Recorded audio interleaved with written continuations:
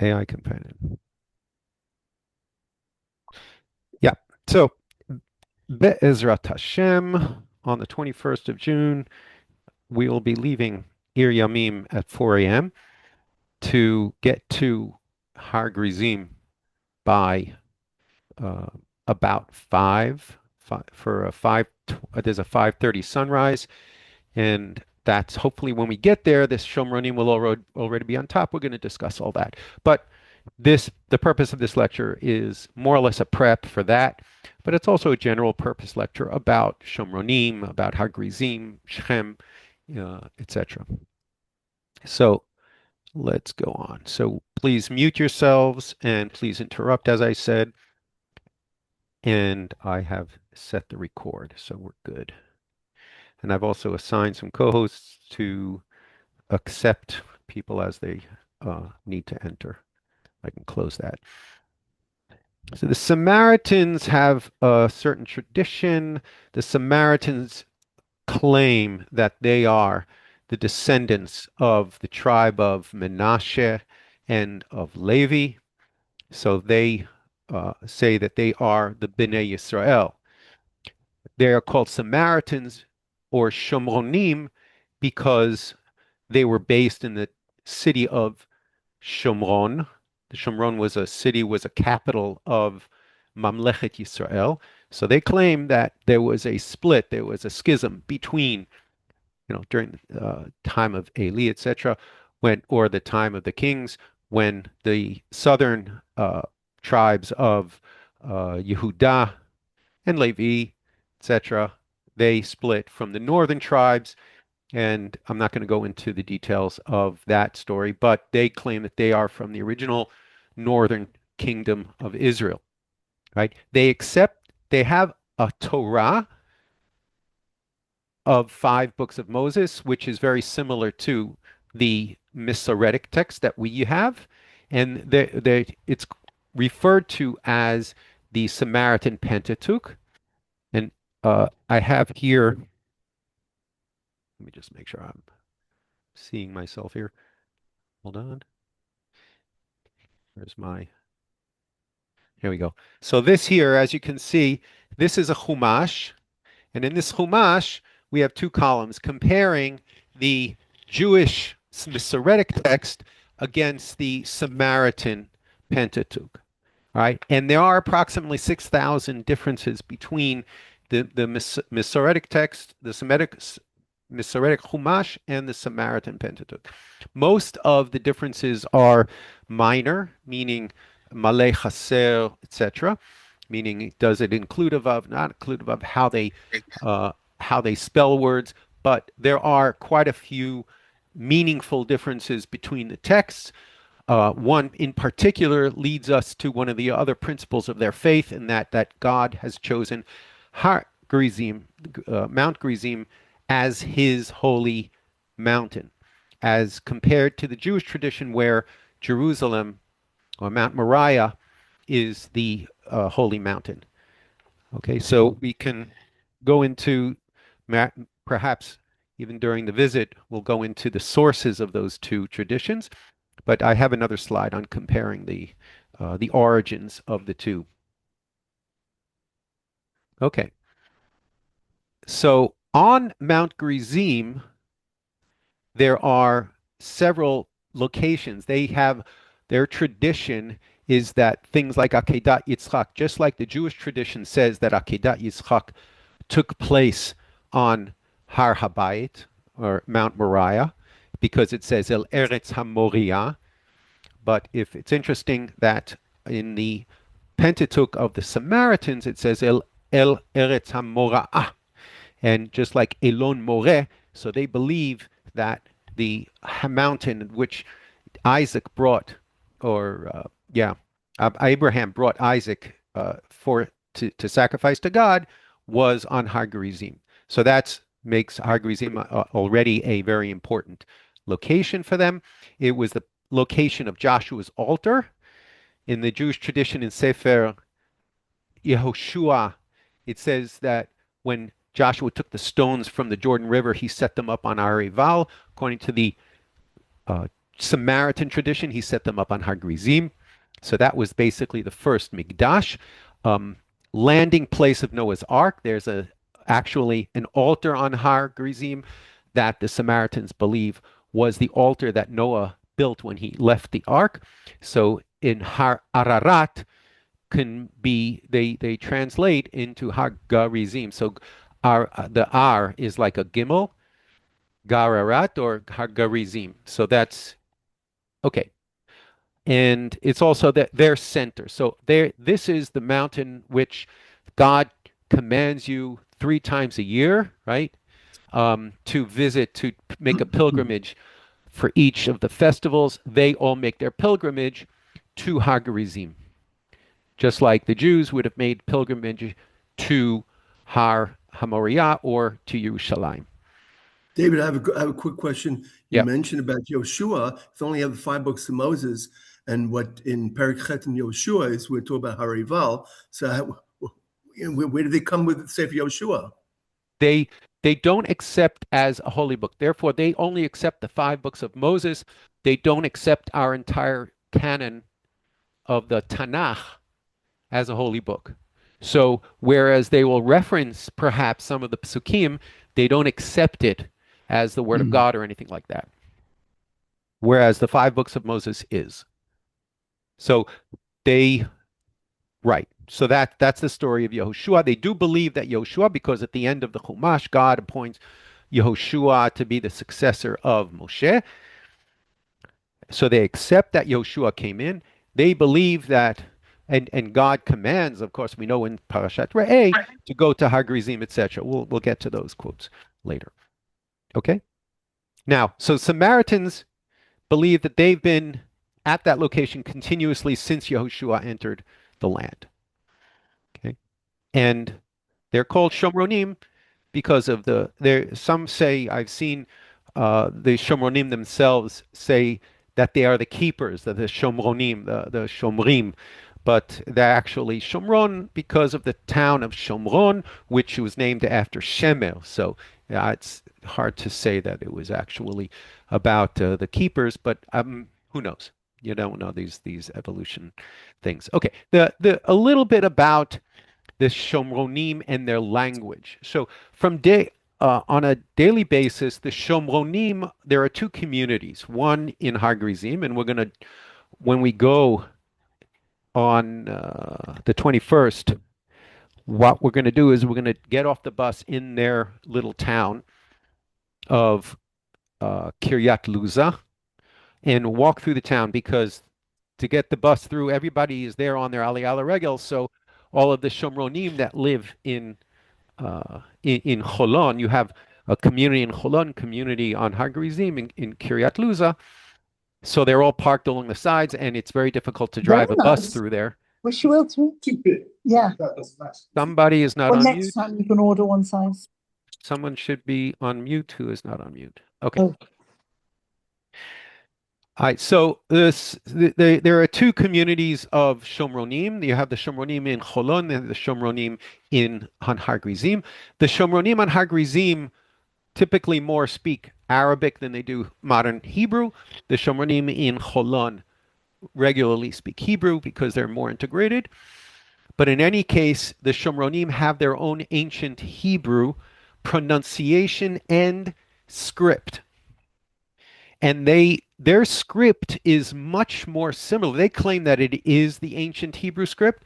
We know, for example, from ancient texts, ancient inscriptions, what the ancient Hebrew looked like. In fact, even in the Dead Sea Scrolls, when they write the name of God, they will write the name of God using the ancient Hebrew, what we call Ktav Dash, Ktav Ivri. There are different terms, or dots, or Ktav Ivri, the different terms for the ancient Hebrew. And the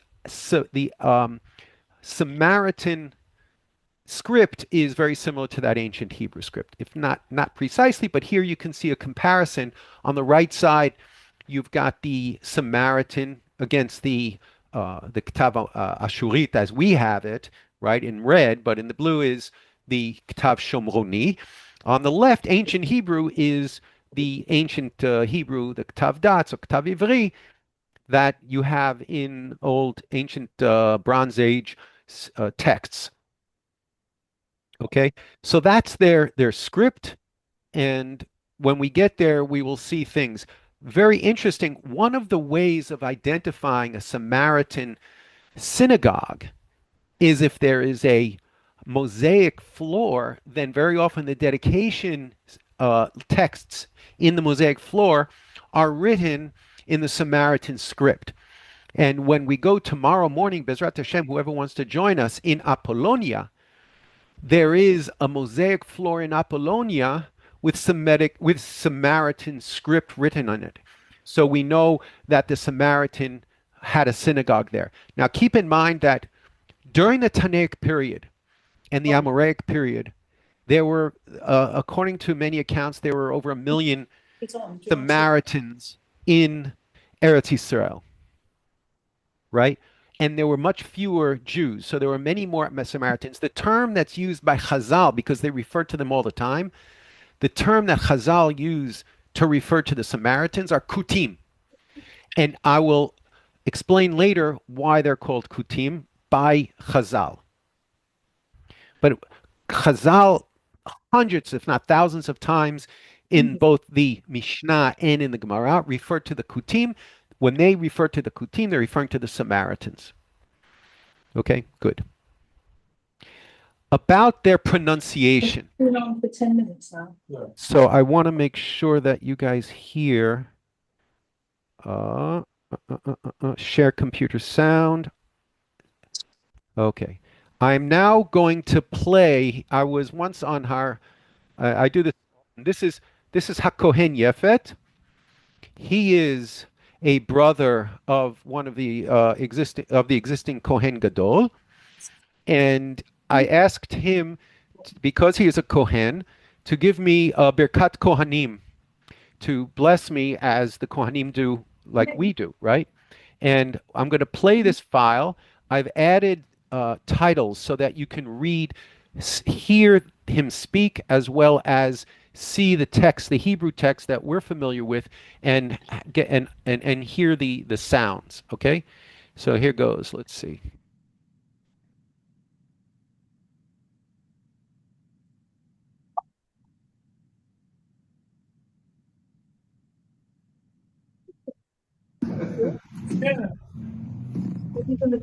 I hope you hear it. What size is that? The next time, do it so. Yeah. I'm pausing this. I'm asking whoever's a co-host if they can, if somebody is off mute and they're talking, so please put them on mute.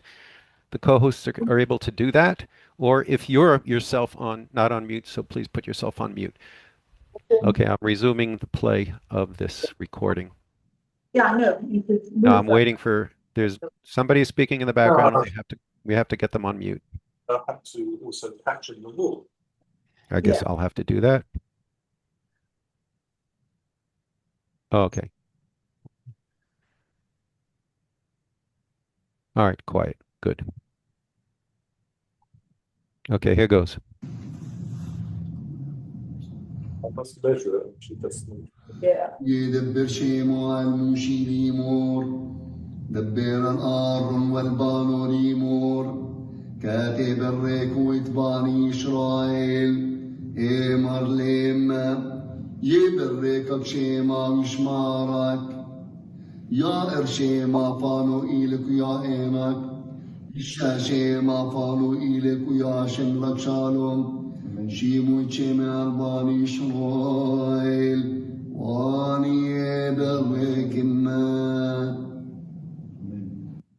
Okay, a few things about that. Obviously, the Samaritans don't have the Masorah. We have a Masorah with the Nikud, so they very often have different Nikud for different words. They don't have the same rules of Dikduk that we have. A. B, if you notice the way he pronounced Shem Hashem, he said Shema. They replace Yud Hey Vav Hey. And is the wall big enough to take the two with space between? Okay, so let's put her on mute.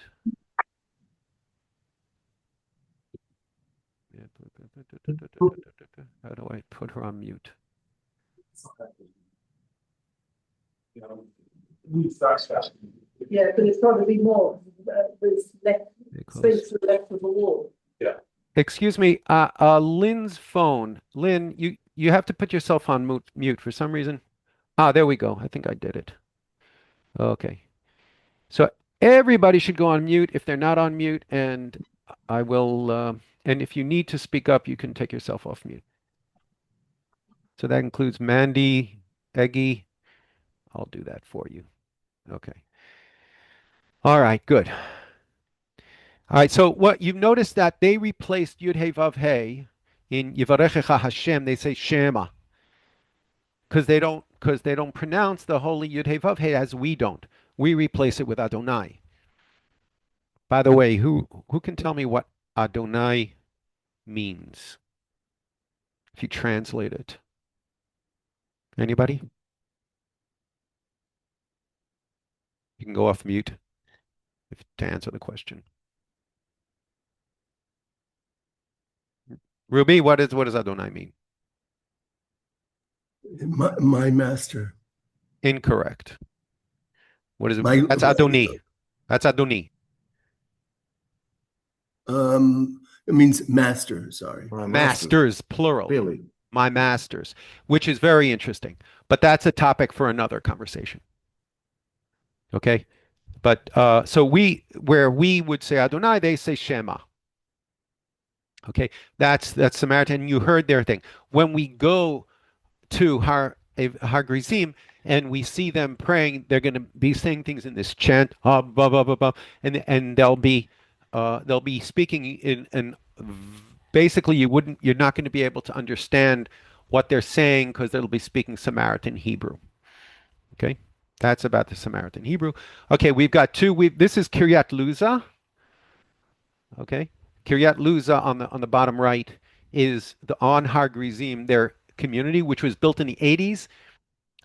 President Yitzchak Ben Zvi was very, very active in supporting the Samaritan community. He believed that the Samaritans basically are a window of what biblical Israel would have looked like as far as their traditions. You know, they weren't affected by the diaspora as we have been, and they are more authentically Israelite. I'm not going to say Jewish because Jewish refers to the tribes of the south. This is their Beit Knesset in Cholon. You could see the writing on the Hebrew, the Samaritan writing, etc. So they have a community in Cholon. When they have their festivals, they all go to Har Gerizim. Okay. Now, they claim that they have the original text of the Torah, and they have, according to their tradition, their text of Avishua is from 3,600 years ago. It's been dated. You know, if it's 1,500 years, it's a lot. You know, it's an old sefer. There's no question about it, but it doesn't go down to back 3,600. In fact, one of the interesting things about the Samaritan Pentateuch is how similar it is to the Jewish, because we know that the Jewish was basically canonized during the Second Temple period, or even the late Second Temple period, and yet their canon of the Torah text is so similar to the Masoretic text. So the fact that it is so similar leads me to believe that there was that the Hasmoneans or later basically they accepted for whatever reason the Jewish Torah. Okay, and here you have a little bit of the script of the Torah. The Samaritans they serve in the military, in the IDF. What's interesting is that they hold multiple passports or Tudot Zehut. They'll have Palestinian Tudot Zehut, for those that live on Har Gerizim, and they'll have also Israeli Tudot Zehut. That puts them in a very interesting position as far as mediating between the Palestinians and Israel, etc. For example, you'll meet Aboud, and Aboud basically he'll talk to us. He's the grandson of the current Kohen Gadol. His father owns the Tchina Har Bracha factory, and he's basically a big PR person for the Samaritan community.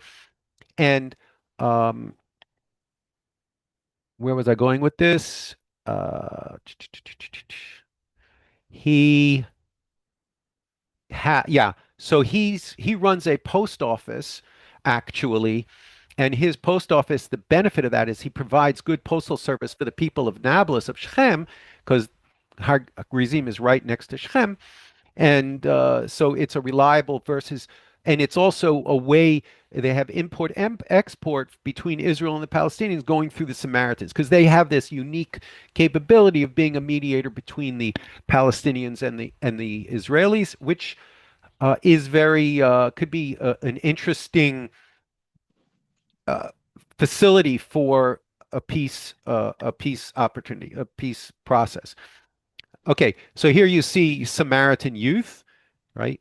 And they the Samaritans have a right of return to Israel. So just like a Jew has, any Jew who wants to come to the state of Israel, they will automatically get citizenship. Similarly, if you're a Samaritan, even though there aren't very many Samaritans in the diaspora, nevertheless, they fulfill the requirement as far as, okay? The demographics of the Samaritans, they were they had like one woman per three men. So they were very short on women for whatever reason, for whatever reason. And the priests allowed, the high priest allowed to convert Gentile women into the Samaritan faith. And therefore, now you can start seeing women, European, blonde, blue eyes, and kids now with features that are that are very European because they've allowed now the conversion of non Samaritan women into Samaritan life, or to become Samaritan and marry some of the Samaritans. That obviously is impacting the gene pool for the Samaritans. And I use this opportunity to mention that Aboud, whom you will meet if you come with us, he did a DNA test of the origins of his bloodline, and it was like 99% Levantine, which means that he's from the local population forever, right? And or his bloodline, which means that the we're going to go into later the two narratives, the Jewish narratives that Sancheriv, the Assyrians, did a population swap, and the Samaritans that are there today are all Gerei Arayot or they're Kutim or whatever. They're from foreign lands. But based on this DNA test, it would seem to indicate that that narrative is not entirely true, but for certain there are the Samaritans of today have been in the land for, millennia. Okay, so they have their those from the tribe of Levi, the oldest ones, they are the Kihuna, and the oldest person in that group is the Kohen Gadol. So he doesn't shave, he doesn't have wines or spirits on Shabbat, he's not allowed to have any mumin. He is the chief judge of the community. He blesses the community each Shabbat. He runs the Pesach ceremony. When we talk about the Pesach ceremony, the Shomronim still perform the sacrifice of the Korban Pesach, and their Leila Seder is in midnight, B'chatzi Alayla, on the night after the 14th of between the 14th and the 15th of Nisan, where they have Al Matzot Merorim Yochluhu, where they actually eat the Korban Pesach at the Leila Seder. Okay, and it's quite interesting. You can go online and see, YouTube videos of the whole sacrifice ceremony. That is not what we're going to be seeing on the 21st, on Sunday. Okay, they are very, very strict as far as Nida goes. Okay, the woman, when she is in Nida, she is entirely separated. She has a separate room where she lives. The husband during that period looks after the kids, uh, and they find that as being quite nice. The women that they are able to have their own once a month a little vacation.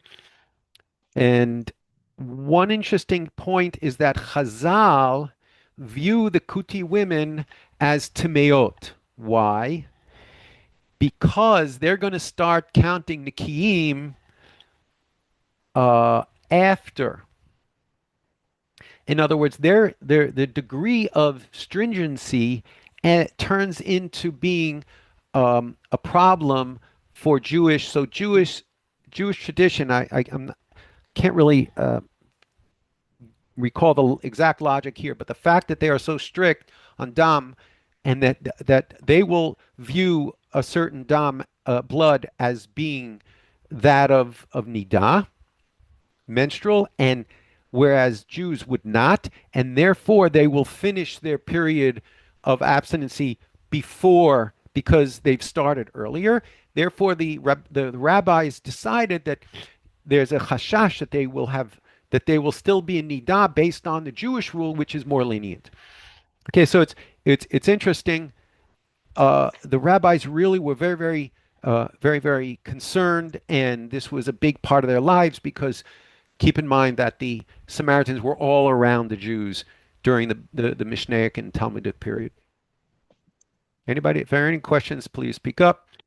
About the holidays, so they will have their Sukkot here. The minim that you take are basically minim for which you will decorate your sukkah. And if you look in Sefer Nehemiah, that seems to be the way it's described. It's not that you take arbata minim and you do nanuim and you take but rather they take different type of minim and they build a sukkah even inside the home. That's the Sukkot. And then Pesach and Shavuot and Sukkot, all of them, they have their pilgrimage to Har Gerizim, which we will see when we go on the 21st. So that's Pesach, Shavuot, and Sukkot, the three regalim, the three aliyot that they make. And they also have Rosh Hashanah and Yom Kippur that they keep. But they don't necessarily have an aliyah regel. Their Pesach, you can see their matzot. Their matzot are unleavened without any yeast, of course, but it has to be eaten fresh. So they bake them right before they eat them. Here, they're about to sacrifice all of these lambs on the Korban Pesach. They all dress up in white, and they, at a certain time, when the Kohen Gadol says he reads the psukim of the Korban Pesach from the Torah, and as soon as he says talks about the slaughtering of the animal, everybody go ahead and shechts their animals, and they throw their blood on the mizbeach. They then they put the flesh on shipudim, just like Chazal talk about the shipudei rimon, and they put them in the pits where they have fires burning. In fact, we recently went on a tiyul to Nachal Kaneh, and that was before Pesach, and the Reshut HaTeva Vaganim were cutting down elata mastic. They were cutting down branches because that's the location where they take the wood or the branches to burn to roast the Paschal lamb. As you can see here, they put the carcasses in with the shipudim into this pit where the fire is burning, and then they come back a couple hours, 2 hours or 3 hours later, and they take the cooked fish, the korban, and they bring it and have it for their Pesach Seder. And then Shavuot. Let's talk a bit about Shavuot because we're going to be going there for the Shavuot. You might ask, okay, but Shavuot was a month ago or a month prior. So the idea is, first of all, their Shavuot is 50 days. Mimochorat Shabbat, they take literally, like perhaps the Tzdukim did, etc., or the Yisim did. The Mimochorat Shabbat Tisbu Chamishim Yom, you'll count 50 days from the day after the Shabbat. So they take the Shabbat of Pesach. So if a Pesach is a 7-day holiday, they'll take the Sunday of, let's say, Chol HaMoed, and count from that the 50 days, and you get to the next 7 weeks, and then the Sunday after that is their Shavuot. Okay, so that's going to be on the 21st of June. The question is, why is it so late? So they have a lunisolar calendar just like the Jews have. But when do they add another month at the end of the calendar, i.e., like an Adar Bet? When do they set a leap year? If the Rosh Chodesh of the first month, i.e., Rosh Chodesh Nisan, falls out before the equinox, i.e., when is the equinox? The 21st of March or the 20th of March? Then they will add a month, which is what happened this year. So this year, the Rosh Chodesh Nisan fell out a day or two before the day of the equinox, and therefore the Samaritans added their leap month. This year, we're going to add it next year. Okay, so that's why their Shavuot now is much later than ours. Okay. They also have a full week celebration. They figured if Pesach and Sukkot are full week holidays, then they do a full week holiday for Shavuot as well. Uh, as far as Melacha and what days, but if the Shavuot, they won't do Melacha on the Sunday, of course, of Shavuot. They're pretty strict, by the way, as far as Melacha and Shabbat. There are two shuls on Gerizim, two Batei Knesset. One has air conditioning and the other one doesn't. And the reason for that is a dispute internally about whether you're allowed to keep the air conditioner running on Shabbat. They don't do any cooking on Shabbat. So that's why they have a lot of cold salads. And they've perfected the whole. That's why you have Tchina Har Bracha, the Tchina factory, which is owned by Abud's father, manufacturing Tchina because of their salad, their experience, and they require the salads for Shabbat because they don't do any cooking. They don't warm anything up on Shabbat. Again, if anybody has any questions, please feel free to speak up. Okay, let me look a little bit at, let's stop this for a sec. And we're right now on 10:06. I'm not going to go past 10:30.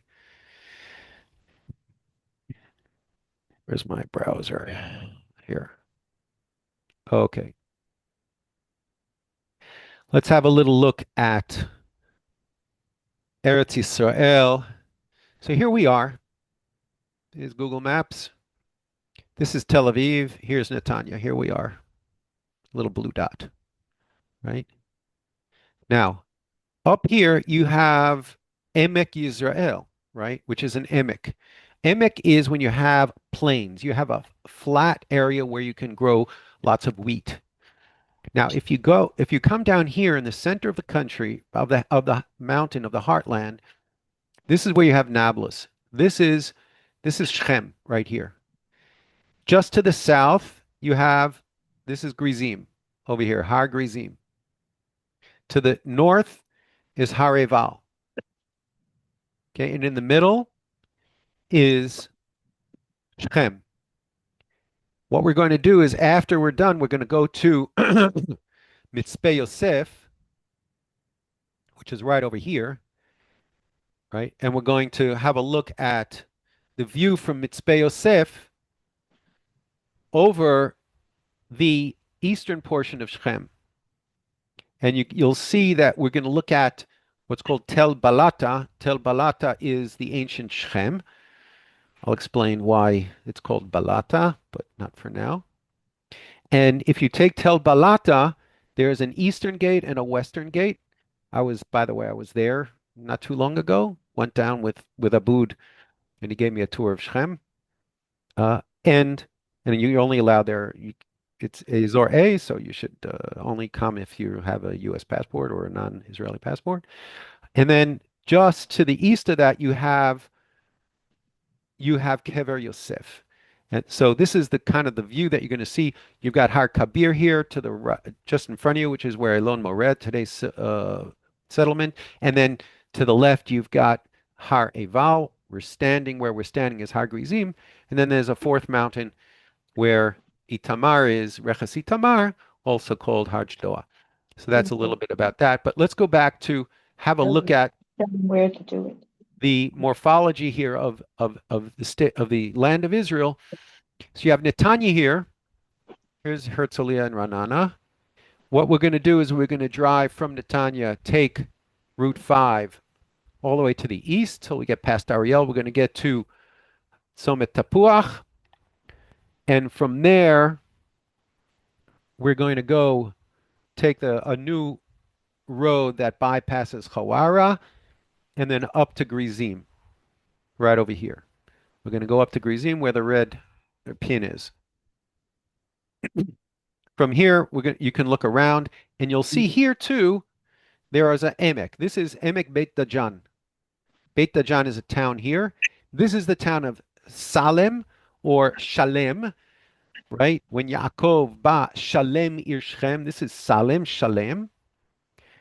And this is what's called Emek HaMachmatat or Emek Shechem. So these Amakim are where they're large open spaces where you can grow wheat, and that's why it's Beit Dagan. Dagan is wheat.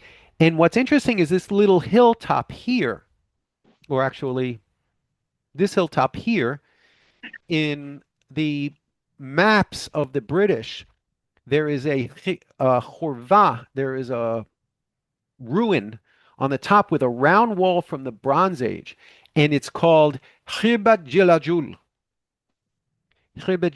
And you can see it from on top of Har Gerizim. So when you look on Har Gerizim, you look straight across and you see Chirbat Jilajul, and Jilajul could very well be Gilgal, because when in Parashat Re'eh, when God commands that you're going to go across the Jordan and you're going to go Mul HaGilgal, right? That Har Gerizim, when it describes the location of Har Gerizim, it says Mul HaGilgal. And this on the PEF maps, based on the Arab names of the, seem to retain the historical identity of a site. Here it has Chibet Jilajul, and Chibet Jilajul might be the Gilgal. And what's interesting, okay, we'll get into that in more detail when we get there. Har Gerizim, by the way, you have the Samaritan village called Kiryat Luza, and they call it Luza because there is a chirba called Chirbet Luza here, and the Samaritans believe that this is where Beit El was. So if Beit El, it says that he was Mikedem leBeit El, Ha'ai Mikedem veBeit El Meyam, right? So if the Akedat Yitzchak or the other mentions of the Beit El was you have Beit El Ulam Luz Shema Ila Rishona. Beit El's name was Luz, and here you have a chirbet called Chirbet Luza, just like you have Chirbet Jilajul. These are different ruins that are named based on biblical names. So, according to the Samaritan tradition, this was the biblical, or Gerizim was basically the biblical Beit El. The Ha'ai Kedem would be in the valley of Chirbet Machmatat. Another interesting theory is, and this is just a thing that I've got, you have here Kfar Khalil, and if anybody knows the name of Hebron, Hebron is Khalil, is in Yerushalayim, Shar Yafo is called Bab el Khalil. Khalil is the name of Hebron, because Khalil in Arabic means friend, and Hebron is a chaver, right? So it's interesting that Yaakov sent Yosef to find his brothers in Emek Hebron. Emek, there's an Emek right here. And he went to search for his brothers in Shechem. Where is Shechem? Right here. And then they found the wandering man. And he said, "Where did you go? Where are my brothers?" And they're up in Dotan. So that's further north. So it kind of like works if you want to say that the biblical Hebron is not down in Judah, I don't know, 100 kilometers south. It makes very much sense that it could be that this is the biblical Hebron. but that's a different conversation. Okay, so where were we? Oops. Okay, so here, as I said, if you look at this map, this is the PEF, the Palestine Exploratory Fund, which is the British fund for excavations or for archaeology, which and mapping, which began during the period of the while the Turks were still here, while it was still the Ottoman Empire, and it continued during the Mandate period. As you can see here, you have KH, which is short for Khirbe, and Gilajil is Gilgal. And we'll have a look at that when we get. And then you also have here somewhere Khirbet Luza, which I don't see it, but it's here somewhere. This is the view. See if I, here I have, as you're going east from Gerizim, you can see the hilltop of Gilgal. You can see there's a round wall here. That's the Gilgal. So it's very, very, very interesting. So here you're coming back to now to the west. This is Har Gerizim. There's the temple on Har Gerizim facing the Gilgal. So Gilgal was obviously a holy place, and it was during a period of time that's where the Ark of the Covenant was. Okay, so that's uh, various inscriptions that were found in different languages. So here you have an inscription in ancient Hebrew, the Samaritan script. You've got these are all inscriptions that are found on Har Gerizim. There were literally hundreds of them. Most of them are Hakdashot because Har Gerizim was where the Samaritan temple was, or the temple of the north, and it was built by Sanballat as an alternate to Jerusalem. And we'll talk about perhaps the story of Menashe, which the son of the Kohen that came to the Samaritans in the north to set up the temple and to perform the rituals there. But in any case, you can see that people made Aliyah, probably both Samaritans and not just Samaritans, but also probably Jews that came to offer sacrifices or whatever on the Temple Mount of Gerizim. And these inscriptions say, okay, for the benefit of my sick wife or whatever, I'm giving this votive offering, etc. Plus, there are lots of bells. There are literally tons and tons of bones that were from the sacrifices that remained there on Gerizim. So a little bit about Shechem, uh, the central location of for Sefer Bereshit. It's the whole theater of Sefer Bereshit. Yaakov leaves from there, returns to there, sets up an altar. Yoshua, at the end of his life, he sets up he goes to the Mikdash Ladonai. It says on in Shechem. And today in Tel Balata, you can see where he set up his standing stone, etc. We'll get to that. Again, Vayetze Melech Sodom Likrato with Avram Avinu, right? Umalki Tzedek Melech Shalem Hotzi Lechem Vayayim V'hu Kohen Le'el Elyon. What is Shalem? Shalem might be today's Salem, which is opposite Shechem. And Yaakov, with his according to the Samaritan tradition, where he was in Beit El, with he had the dream of the Malachim, of the angels that go up and down the ladder. That was according to the Samaritan. Luz Shema Ilu Rishonah, and we have the archaeological, the location of. We discussed that. I'm going to in Beit Shan. We're not going to talk about that now. On Har Eval, you have. Hold on. You've got Adam Zartal. Here's the altar that Adam Zartal identified as a altar, as Joshua's altar on Eval, possibly. we're not going to Arval, but we can do another tiul to Eval. And okay, the Tirza Valley, that's an interesting one. So if we go back to here, okay, why is Shechem so important? What made Shechem to be the central city in for the Northern Kingdom? It was a capital of the Northern Kingdom. When it wasn't Shomron, it was Shechem, and then it was Peniel or Tirza. But notice the morphology here. Notice here's the Jordan Valley. If you're coming from Syria, right? If you're coming from the north, from the Mesopotamia, or even from Europe, and you're coming from the north, you're going to come down from the north here, right? You're going to come down here, Damascus, and then you're going to cut. Let's go back up here.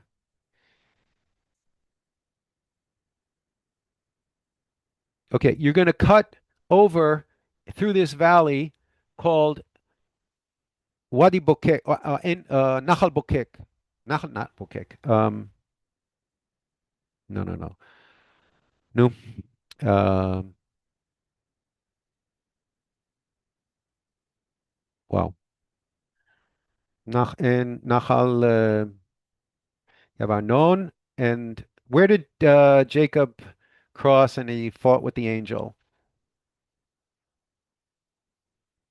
It's just So escapes. Nachal Yabok. Yabok, Yabok. Thank you. Yabok. Thank you. So this is the Yabok. So it's Yabok is a very important access to get from, as you can see, the plains here of Jordan to get into the Jordan Valley. Once you're in the Jordan Valley, you have Deir Allah. You see Deir Allah there? Deir Allah is the biblical Sukkot. There's a Tel Sukkot in Deir Allah. And then what they're going to do is they're going to go up towards Shechem, taking this valley right here. This is called Nahal Tirza. Nahal Tirza, also known as Wadi Faran. And it sounds a lot like Midbar Paran, right? This is Wadi Faran. So if you're the 600,000 men plus women and children of Israel's coming into Eretz Yisrael, you're going to walk through this Nahal. You can go to Elon Moreh here and look. This is Har Kabir and overlook this valley. It's magnificent with Har Tamun on the opposite. But this whole valley is flat, and it's where you would normally come in to Eretz Yisrael if you're coming in anywhere from Mesopotamia, etc. And then you would turn slightly south.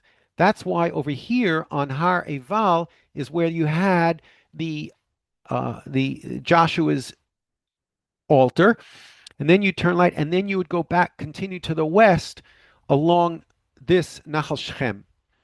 Okay, Shechem is Nablus. That's where you would go west, and you would eventually make your way to the Mediterranean. So that's why Shechem is such an, and then there's the north-south. You can see the valley here. You have like today's Route 60, Derech Havot goes right by north-south. So you have a very important east-west and a very important north-south highway where they meet is where Shechem is. And Shechem also has lots of water. So it fulfills all the requirements of an ancient biblical city. There are springs. This whole area here is called in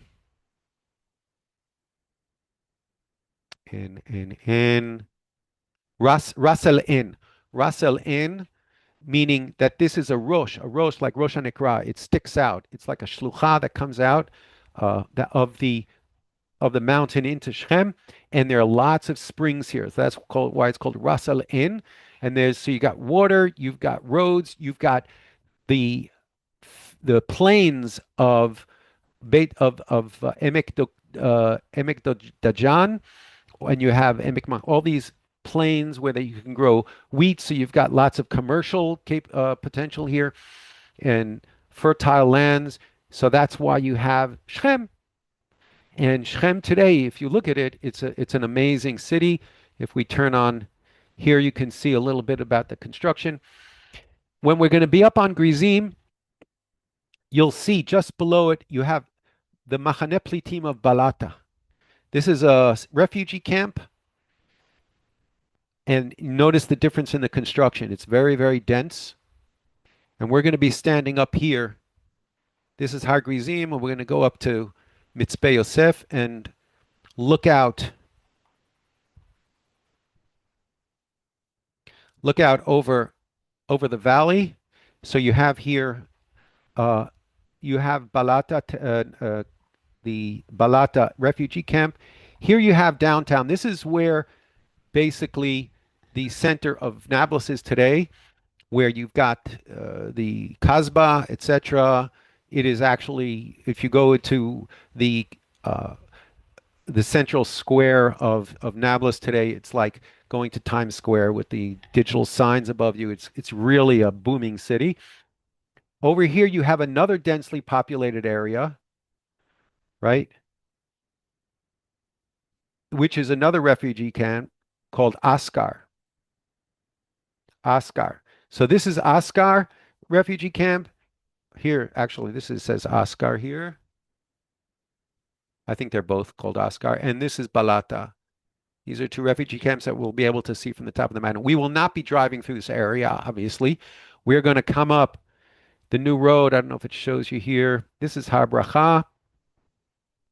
We're going to come around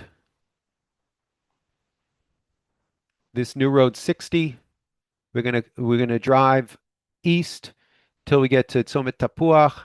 Then we're going to drive north on this new road that takes you around Hawara and then go off to Har Bracha or Har Gerizim. So I think that's enough for this today. What time is it? Come on. 10:25. Any questions? Any questions? No questions. Okay, everything was clear. My wife wants to know how safe it is. How safe it is. Uh, I don't think that there has been, I mean, it, probably a decade ago, when was the attack on Itamar, which is in that area? But there have been no issues. They created that bypass road because of issues that were going on in Hawara. Many of them, by the way, you had a lot of the settlers going in there and shooting up. And so uh, you don't have to drive through any Arab towns, basically. We're going to be taking Route 5 along, passing Ariel, and then when we get to Tzomit Tapuach, going north, there's no danger. Once you're up, it's a national park. Uh, and there's uh, I don't know if there's. I'm gonna be carrying a weapon just in case. I always do. But otherwise, that's I go out there all the time. I don't have any issues with that. But good question. Anything else? Anybody else? Questions? So if you haven't signed up yet, I put the link for the WhatsApp group for the Teal on the 21st in that. Sorry, I have one more question. Sure. Is there a dress code? Like, do we need to be Good question. covered up? Yeah. Well, first of all, it's going to be chilly. Yeah. So and strong winds on the top, typically the Har Gerizim when you get that time of morning. Even though we're already into the summer, as I said, they postponed. It's a leap year, so it's late in the year. Nevertheless, it gets chilly in the morning. You're going to want to have a jacket or even a coat that you can take off, just in layers, because we're going to be there after sunrise and we're going to walk around a bit. So that'll already be warmed up. As far as tznius goes, yeah, I wouldn't come in shorts or, I mean, if you have a regular short sleeve shirt, that's fine. I wouldn't come in a sleeveless shirt. But again, while they're doing their ceremony for Har Gerizim, for the Shavuot, we will not. You'll probably be wearing a jacket, so I wouldn't worry about offending the Shomronim. We're going to arrive. I don't know if you watched that video that I sent the link. That they walk up from Kiryat Luza up to, we're walking up those steps. So people were asking me, oh, is there any walking? And I said, no, the bus will take us up to the top. That's not entirely accurate. The last time we tried to do this, the bus really had a hard time getting through the street of Kiryat Luza because of all the parked cars. So what we decided is we're going to park the bus. We're going to walk just like the Samaritans do through Kiryat Luza, and instead of walking up the road to go to the park, we're going to walk up the steps the same way the Samaritans do when they make their Aliyah Regel, which will actually make the visit much more meaningful. I've already spoken to Abud about that, as far as the Samaritans are concerned, they're okay with it.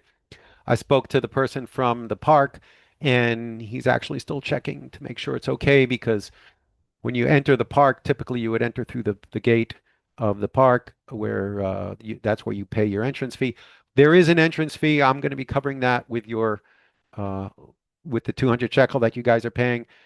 You should know that yeah, the bus quote was quite high because it's not a short drive, and yeah, so between the cost of the bus and the cost, that's the reason for the charge and the entrance for the park. Good question, though. That was Mandy asking that. I didn't. I'm not looking at the. Should turn off, stop sharing. Just go on to yeah. David, what time do we expect to be back? About noon. So if we get there at 5:30, what we're gonna their ceremony, you'll see where they go through. They have 7 stations. They go through where they walk. Mizbech Yoshua.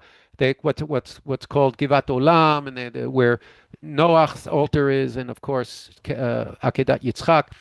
That whole ceremony, in each one they stop. They raise the Sefer Torah. They say their different prayers. And that is going to take us through about 8 o'clock. And then at 8, we're going to daven actually probably about 7:30. We'll head to the visitor center. There's an auditorium there where they show a film, but we're going to daven there. So bring your talis and tefillin, and I assume we'll have a minyan. After we daven, Abud will come in his traditional dress, and he's going to talk to us if we have any questions for him. By the way, you can walk up to these Samaritans during the service if they're wandering around and you're wandering around. You can ask them questions toch kedei, introduce yourself. But normally you wouldn't go in. You'll figure it out. You'll see when we go there what it's about. So that's about 8 o'clock, and then after, and then what we're going to do is going to go walk around Har Gerizim. I'll give you a little tour of Har Gerizim once the Samaritans are finished with their ceremony. So that'll be about 9-ish, and Mitzpeh Yosef, figure about 10, and then head back at 11, be back by 12. So that's more or less the itinerary, the schedule. That was very good, David. Thank you. I'm glad you enjoyed it. Okay. Sorry, one more. Yes. Just practical. Where is the coach leaving from? We're supposed to leave like we normally do from Natan Yonatan, right by Chabad. Oh, okay. But if I think we might be stopping at the Young Israel in Poleg because there are several people from Poleg that want to join, and we're going to stop off and pick up from the Young Israel as well. Yeah, it should be about a 1-hour drive. I might notify the group that we'll leave maybe instead of 4 at 4:15, because I don't want to get there while the Shomronim are walking up. I want to get there after the Shomronim have already. I don't want to not ruin, but step on anybody's toes there. It'll still be beautiful. It's amazing. I don't want to spoil anything, but it's a worthwhile trip. Do you want to say something? David, this sounds amazing. Yes, Lauren. Really different, really unusual. Thanks for this pre-lecture because it really helped. I hope so. It's important to get your bearings, understand. See, just behind me, you can see Gerizim. That's Gerizim, and that's Eval, and Shechem in the middle. Yeah, this is taken from, actually, this is a mirror image, right? It's a mirror image. So it's taken from Har Kabir. I'm sorry. So that on the left is Arival, and that's Gerizim because it's reversed. Okay. All right, everybody. Have a great day.